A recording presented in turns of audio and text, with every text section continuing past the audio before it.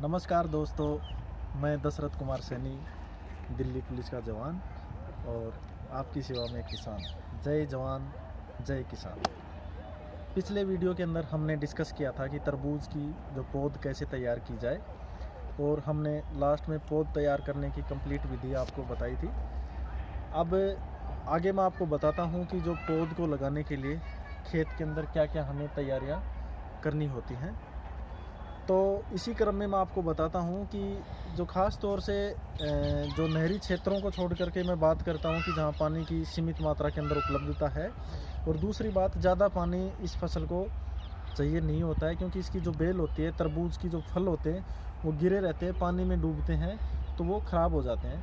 तो उसके लिए हम सिर्फ उसकी जड़ तक पानी पहुँचे ताकि अच्छी फसल और जो फल है जो तरबूज का वो हमें सेफ्टी से सुरक्षित और बढ़िया उन्नत किस्म का मिले।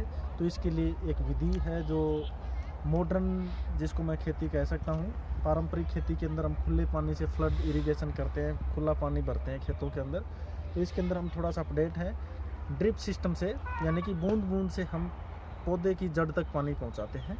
तो इसके बारे में मैं आपको बताना चाहता हूँ कि जो तरबूज की हमारी पौध तैयार हो गई थी, उसको लगाने के लिए हम जो ये ड्रिप सिस्टम का ये मशीन जो हमने लगा रखा है, ये स्टेशन है, आपको दिखाता हूँ। और ये जो है, ये अगर कोई आपको पौधे के अंदर कोई जड़ तक प्रॉपर सीधी दवाई पहुँचानी होती है तो ये प्लेटफॉर्म है यहाँ पर बना हुआ है। इसके अंदर देखिए जो जितने भी हैं ये सिस्टम लगे हुए हैं, वाल्व हैं इसके। ये ड्रम के अंदर हम दवाई भर के यहाँ पर रख देते हैं। तो इसका क्या फ़ायदा है कि जितनी मात्रा में हमें, मान लो हमें प्रति बीघा 100 ml किसी दवाई की सप्लाई देनी है, तो प्रॉपर हम इसके अंदर सेट करके, और आप आएँ नज़दीक और ये मीटर लगे हुए हैं प्रॉपर, इनके थ्रू हम इसके अंदर सेटिंग करते हैं कि कितने हेक्टेयर के अंदर, कितने बीघे के अंदर हमें कितनी दवाई की सप्लाई करनी होती है। तो ये जो ड्रिप सिस्टम का पंपिंग स्टेशन है, ये जो मशीन है, इसके थ्रू हम सप्लाई देते हैं। और पानी की सप्लाई के लिए ये फ़िल्टर हैं जो पानी को प्रॉपर छान के उसके अंदर जाने देते हैं ताकि ड्रिप्स के अंदर पानी फंसे नहीं। और ये दवाई की मात्रा हम इसके अंदर फिक्स करते हैं। ये उपकरण है, इसको ड्रिप मशीन मैं कह सकता हूँ। बाकी ये ड्रिप सिस्टम के ऑपरेट करने के लिए ऑपरेशंस की जो प्रक्रिया है वो हम आपको नेक्स्ट वीडियो में बताएंगे। फिलहाल इंट्रोडक्शन की ड्रिप मशीन को इससे ऑपरेट करते हैं और इसके क्या क्या फ़ायदे हैं कि हमें दवाई एक निश्चित मात्रा में पौधे की जड़ तक पहुंचानी होती है। तो हम इससे इसके अंदर सेटिंग करके और टाइमिंग फिक्स करके और एक्यूरेट उसकी दवाई की मात्रा हम पौधे की जड़ तक सीधी पहुंचाते हैं। और बूंद बूंद जड़ तक आपको पानी पहुंचता रहेगा। और उसका फ़ायदा क्या है कि आपके जो फल के पास में पानी, जो खुला पानी नहीं भरेगा, और आपका फल जो तरबूज है वो सुरक्षित रहेगा और उन्नत किस्म का मिलेगा। और जो तरबूज की बेल होती है, उसके पत्ते होते हैं, उसके अंदर भी पानी नहीं जाना चाहिए। तो इसलिए हमने चुना ड्रिप सिस्टम, और इसमें पानी की भी बचत है। और जो पानी का जो हर 3 दिन में एक बार देना होता है, तो आपके पास ड्रिप सिस्टम के ब्लॉक्स बने होते हैं। और हम बताते हैं कि ड्रिप सिस्टम में क्या क्या और सावधानियाँ बरतनी होती हैं। जो हम यहाँ से पानी की सप्लाई करते हैं तो ब्लॉक वाइज करते हैं। जैसे मेरे पास 3 ब्लॉक हैं 5-5 बीघे के, तो मैं आज इस ब्लॉक में पानी जाएगा तो इसका वाल्व मैं चालू रखता हूँ, बाकी सभी बंद रखता हूँ। और इसके अलावा जो मेन बात है, मैं आपको दिखाता हूँ कि ड्रिप सिस्टम के पाइप कैसे लगाते हैं, और मैं लेके चलता हूँ। आइए दोस्तों, दिखाता हूँ, प्लीज़ बोलिए। तो इसमें क्या होता है कि जो ड्रिप के लिए ये पाइपों की यहाँ पर जो हमने लाइन जो बिछा रखी है, और इसके अंदर ये जो हर पाइप के अंदर ये पाइप देख रहे हैं, छोटे जो जिसको हम नलियाँ बोलते हैं, प्लास्टिक के पाइप लगे हुए हैं आधा इंची के, इससे सप्लाई होती है।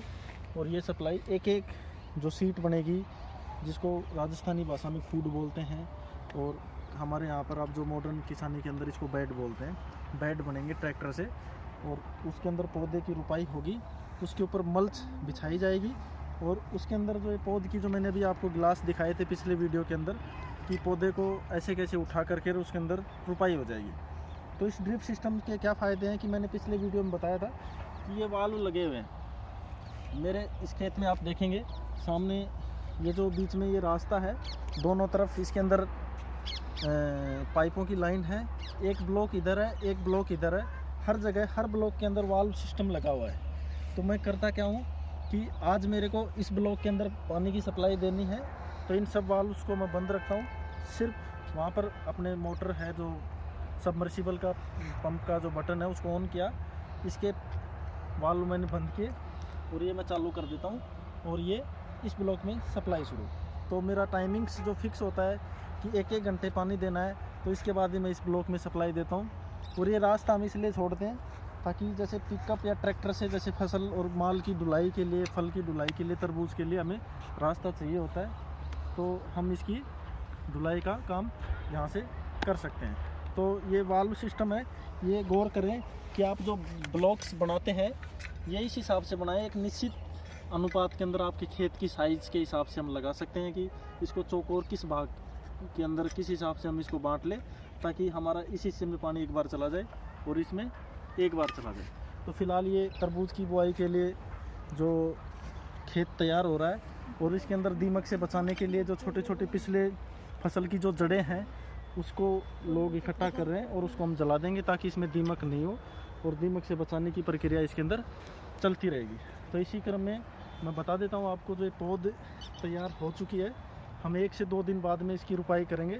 तो रुपाई करने के लिए इसके अंदर शीट बनेगी और उसके ऊपर मल्च यानी कि जो पॉलीथीन का कवर होगा, उससे क्या फ़ायदा है कि आपकी जो निराई गुड़ाई जो जिसको हम बोलते हैं खरपतवार उखाड़ने की प्रक्रिया, वो आपको नहीं करनी पड़ेगी, और उसका आपको सिर्फ उसी जगह पर जहाँ पौधे की रुपाई होगी उसी जगह पर एक छेद होता है और उसके अंदर हम पौधे की रुपाई कर देते हैं, और खरपतवार से बचत होती है। एक्स्ट्रा पानी आपका उड़ता नहीं है, नमी बरकरार रहती है, ड्रिप सिस्टम बूंद बूंद उसी के पास में गिरता रहता है और आपका पानी उसके अंदर बचा रहता है। तो मैं अब अगली वीडियो के अंदर आपको बताऊंगा दोस्तों, आप बने रहना कि इसकी बुआई कैसे करते हैं, तरबूज की उगाई कैसे करते हैं। हम मिलते हैं अगले वीडियो के अंदर। धन्यवाद। जय जवान जय किसान।